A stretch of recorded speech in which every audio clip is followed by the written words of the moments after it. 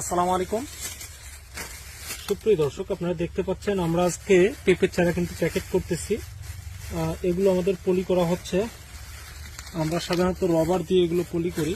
যদিও চারাগুলো একটু দেখতে ছোট, কিন্তু আলহামদুলিল্লাহ দেখেন চারাগুলো দেখতে ছোট, কিন্তু এগুলোর শিকড় কিন্তু অত্যন্ত ভালো এবং চারাটার বয়স আছে। শীতকালের কারণে চারার কিন্তু গোড় অত্যন্ত মোটা এবং স্বাভাবিক কোয়ালিটির। শীতের জন্য এগুলো কিন্তু বর্তমান কম বাড়তেছে। বর্তমানে কিন্তু আমাদের কাছে পর্যাপ্ত পরিমাণ চারা মজুদ হচ্ছে পেঁপে। এদিকে আমাদের কিন্তু চারা কিন্তু এদিকে সাজানোর কাজ চলমান আছে। দেখতে পাচ্ছেন আমরা কত সুন্দরভাবে এগুলো চারা প্যাকেট করে থাকি।